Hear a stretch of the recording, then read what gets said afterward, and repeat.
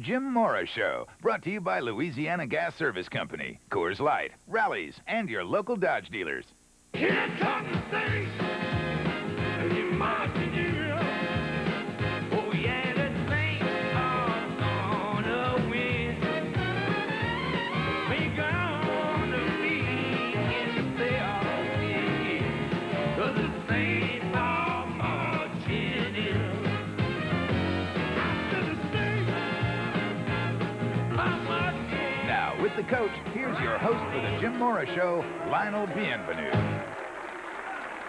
All right, thank you very much, and welcome to the show. Like the old fisherman's tale, this was the big one that got away. The Saints had the 49ers on the ropes, but Steve Young was able to revive his team, score 2 late touchdowns, and beat the Saints 21-20. Lots of plays the Saints could have made to win the game, but they didn't make them. The 49ers, on the other hand, made the plays they had to, evidenced by the 1-point victory. Our player guest tonight is Saints linebacker Rickey Jackson, who sacked the slippery Steve Young 2 times on the day.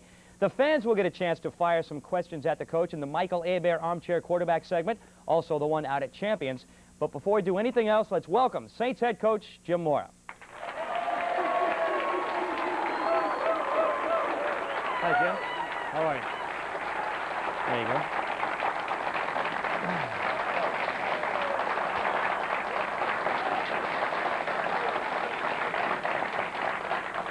Jim, I think I know how these Saints fans feel. You're upset about the loss, right?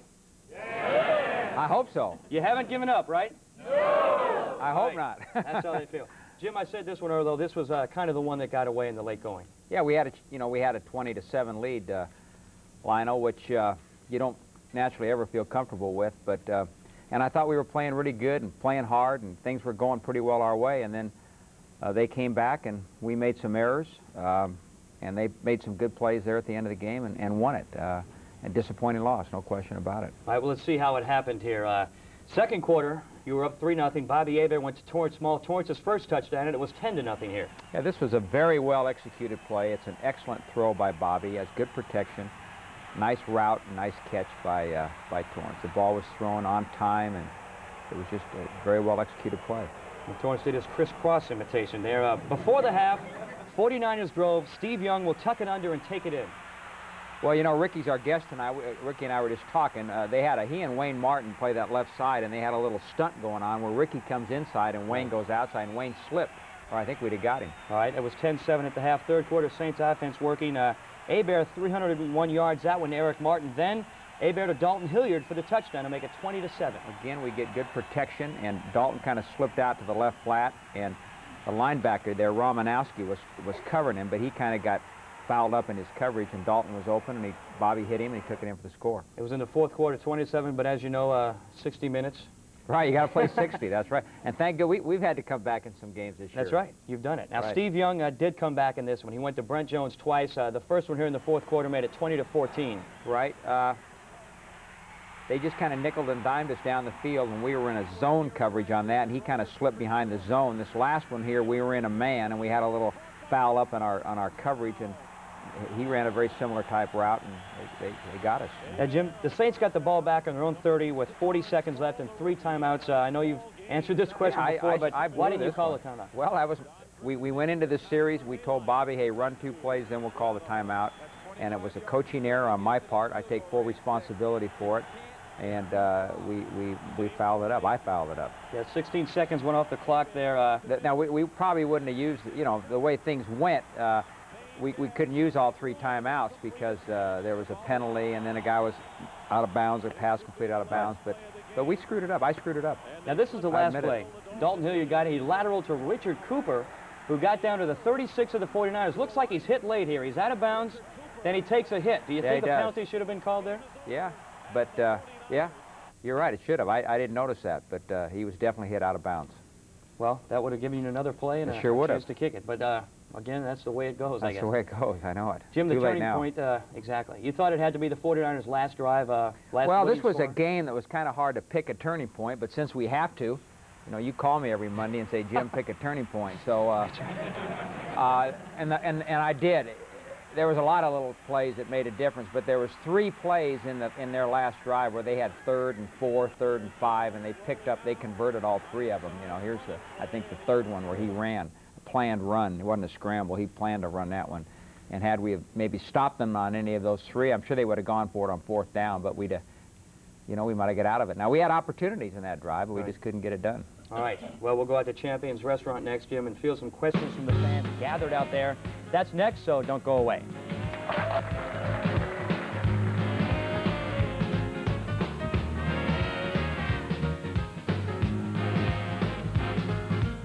Tonight's Turning Point is brought to you by the Lincoln Mercury Dealers Association.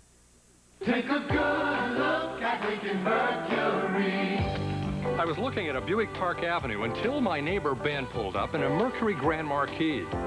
Showed me it has more room, more horsepower, standard dual airbags, available anti-lock brakes, rear-wheel drive. Everything I wanted and got in my Grand. Saints fans are mourning after Sunday's loss to the 49ers, but I'm sure they still have something to ask Coach Jim Mora, so let's go out now to Champion Sports Bar and Restaurant for round 1 of our audience questions. Ron Swoboda, take it away.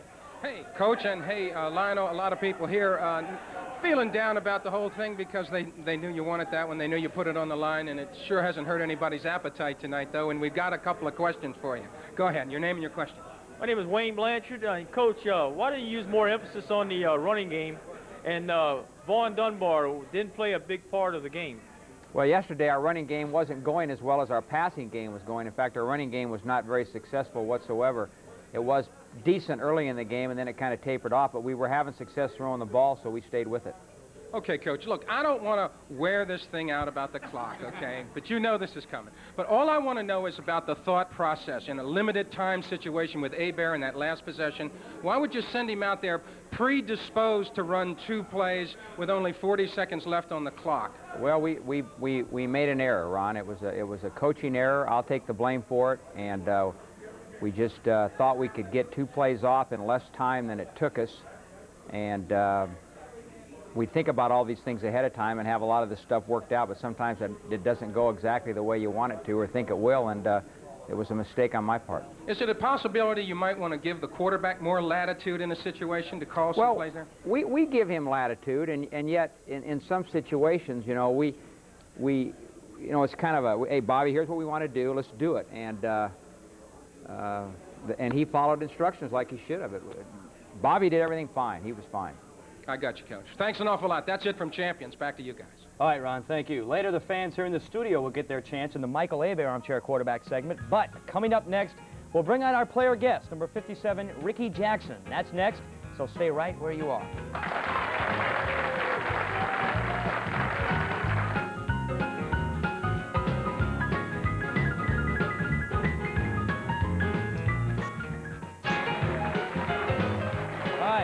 Back to the show. Now, 49ers quarterback Steve Young is hard to get hold of. Our player guest was able to grab Young and get a couple of sacks. He also got 9 tackles in addition to that. Let's welcome Saints linebacker Rickey Jackson.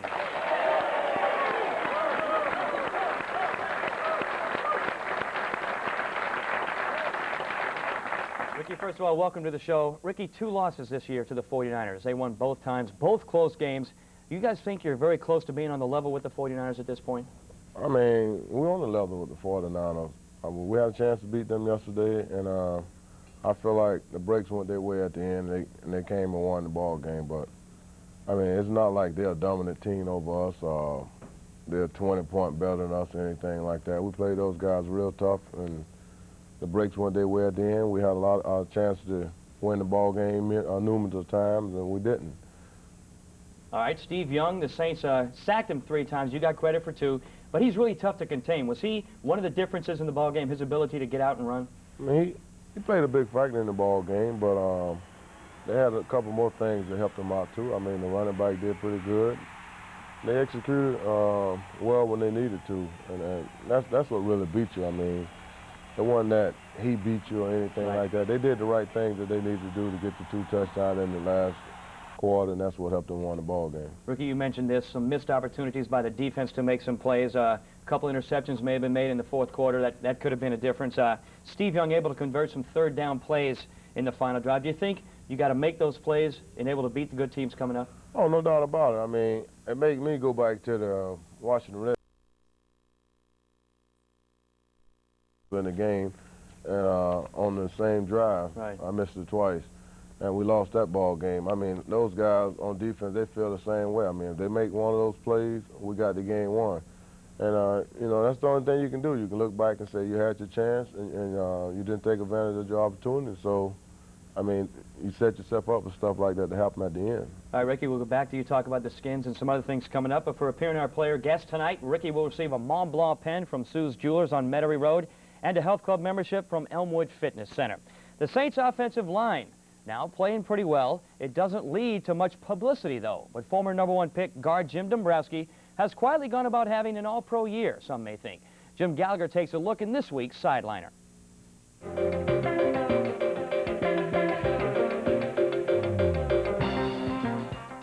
At 6'5", 300 pounds, Jim Dombrowski casts an imposing shadow. The big fella has come a long way since his start in the NFL. 1986, the first year of the Mora Finks regime, and the first player chosen by the Saints that year, the number 6 pick overall in the draft, was a rookie tackle out of Virginia.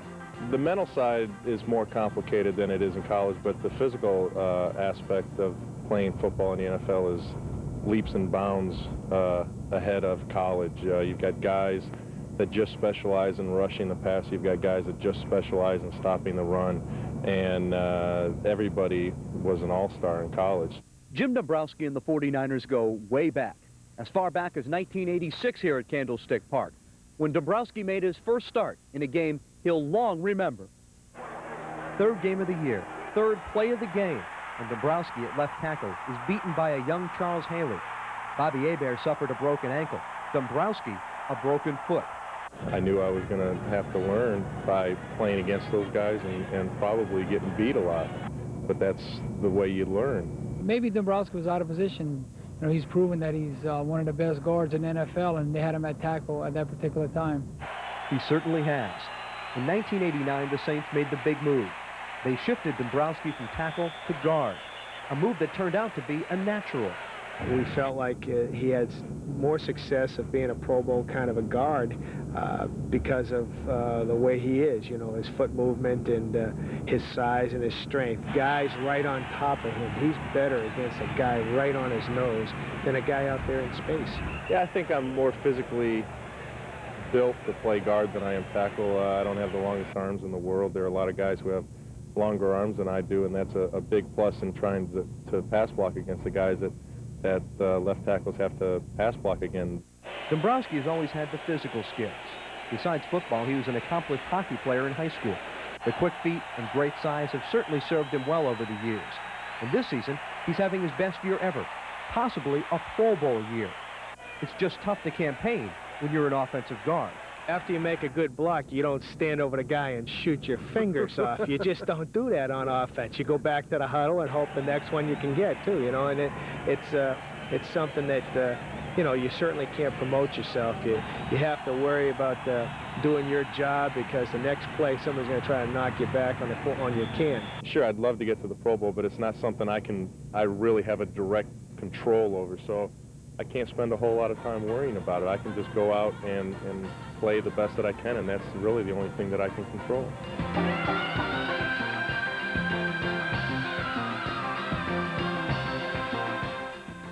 For the Jim Mora Show, I'm Jim Gallagher. All right, coming up next, the Michael Hebert Armchair Quarterback segment. It should be a good one, so come on back right after this break.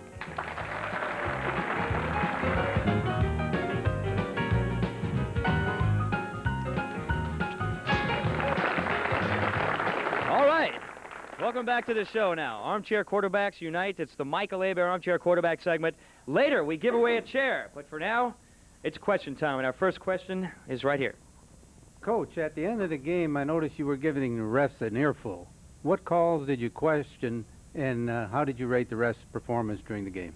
I didn't rate it very well. After watching the tapes today, I felt like there were 2 calls on their last drive where they were throwing the ball, and we had people in good defensive position. Defensive guys, one time it was Reggie Jones, one time it was Toy Cook, and both occasions their guy, one time Rice pushed Reggie in the back when the ball was in the air, which is offensive pass interference, and the other time Sherrard grabbed Toy and pulled him down. And our coaches saw it in the box. And I just told him, hey, there's an official standing right there. He ought to make the call, and he didn't make the call. All right, next question. Hi, Coach. Late in the game, the 49ers pass rush seemed to increase dramatically. Do you think that was due to poor offensive execution or defensive adjustments on their part? Well, it's probably a combination of both. They started blitzing a little bit more, rushing more people when we were passing in the fourth quarter, and we did make some errors in picking up people, and then they did a good job of calling the right defense at the right time. So it's a combination of both. All right, we'll continue on with questions from this side of the audience. What's your question, sir? Coach, did we prepare to stop Steve Young's rollout, or was it just Rickey Jackson's experience on his side that, seemed to stop it? I'm going to let Rickey answer that question since he's sitting right here and it pertains to him. Well, most of the time, if me and Pat don't have inside responsibility, we have to contain it. And a couple of times, we had inside responsibility and he got a chance to get outside. But, the guy with that kind of speed, every now and then, he's going to get outside sooner or later. So you can't stop him every trip. You have to do the best you can. All right, next question. Coach, after a loss like yesterday, what do you do to get yourself back up and to bring the team back up for the remainder of the season? The thing that I do to get myself back up is just start watching Redskin tapes, because that'll get you back up real quick. And when you know you're playing the defending world champs, you got a Monday night game, and it's a big game for us and a big game for them, you don't start, you don't think about the 49er game very long. Things were kind of depressing around the office today. Everybody was down. The players weren't in because they had off today. But these guys are resilient. We're all resilient. You got another challenge coming up in a few days. You just bounce back and get ready for the next one. All right, that's it for the questions. We're out of time right now. But if you don't have tickets to the show and you'd like to put your 2 cents in, you got to spend 29 cents. That's the cost of a stamp. Send your question to the Jim Mora Show, 1025 South Jefferson Davis Parkway, New Orleans, Louisiana, 70125. And, Jim, it's time now to give away a Benchcraft recliner from Michael Hebert's Furniture, perfect for watching the Saints and the Jim Mora Show. Question is from Tony Shepard. Where's Tony? There he is. All right, Tony. Congratulations, Tony.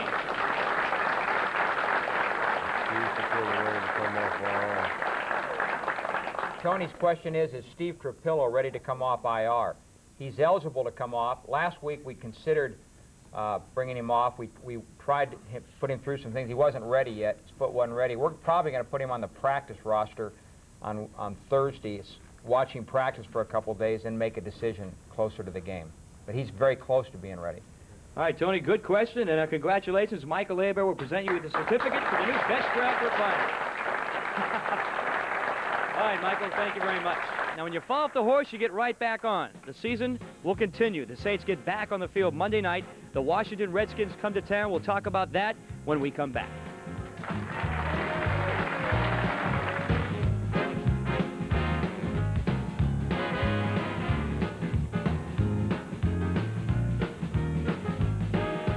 Away from the show right now, we got to go to the WVUE newsroom for a special report on a late-breaking news story. Margaret Dubuisson is there. And Margaret, what's going on? Well, Lionel, dozens of New Orleans firefighters are on the scene of a 7-alarm blaze right now. The fire started at the Holy Trinity School, an abandoned Catholic school. It's a school that's been abandoned for years, and that is at the corner of Royal and St. Ferdinand. Now, the people in the neighborhood around the school had been evacuated this afternoon. We have a live crew on the scene where News 8's George Ryan is standing by. George, what can you tell us? Well, Margaret, they're still pouring water on some of the hot spots at the Holy Trinity School. You can get a good look at it behind me. There's not a whole lot left. This, of course, was a vacant school. It had been vacant for some time, and only recently had been used, ironically, as a haunted house. The flames here broke out after 6 o'clock, shortly after 6 o'clock. The fire superintendent, William McCrossan, has told me that he does believe arson was to blame in this particular case, although he won't be able to say conclusively until investigative teams are able to get in and gather evidence. There was a tense moment here earlier this evening when residents in and around the area had to be evacuated.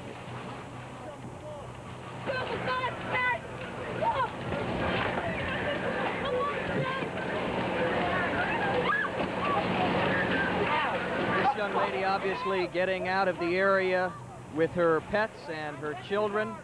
And they're also not too far from this fire scene. There you see a man training a garden hose on what was to be some rather serious flames here. There was a hospice located next to this burning building. 17 AIDS patients that were on standby to be evacuated. Fortunately, everything worked out well. No injuries here. A full report on News 8 tonight. Margaret? George, on a quick unrelated note, and having nothing to do with the fire, if you're trying to call someone in uptown New Orleans, you'll have trouble tonight. There's a cut cable affecting the 861, 865, and 891 prefix. A couple of thousand people are out of phone service. We'll have details on all these stories tonight on News 8 after the football game. All right, thank you very much, Margaret Dubuisson. Now, back to NFL football and the Saints. The best thing the Saints fans can do is forget about the 49ers, look ahead to the next big game. That's Monday Night Football in the Superdome. The defending Super Bowl champion Washington Redskins come to count. Jim, the Saints are 7-3, Redskins are 6-4. Both teams fighting for a playoff berth in the NFC. Yeah, I think this is a very big game for both teams, you know. It's going to have something to do with the playoff situation, I think, at the end of the year, and it's going to be important for us to beat these guys, and they're coming off a tough loss in Kansas City. We're coming off a tough loss. Both teams are going to be wanting to get some measure of redemption back, so it's going to be an interesting game. Ricky, you've got 6 games left. Right now, the Saints have the best record of any team in the race for a wild-card playoff spot. The Redskins, as we said, also fighting for one. What are you looking forward to next Monday night? Well, we just got to go out and take care of our business, and don't worry about last week, which I think everybody will drop. These guys can be beat. They've proven that. They lost 4 games this year, so we just got to go out and take care of our business. All right, Ricky, good luck against the Skins. Don't rule us out of that division championship either. Oh, I didn't. I just said right now in the wild card race. I didn't say you're not going to win the division. All right. That was much for this one. We'll see you next week. Hope to see you then. Good night, everybody.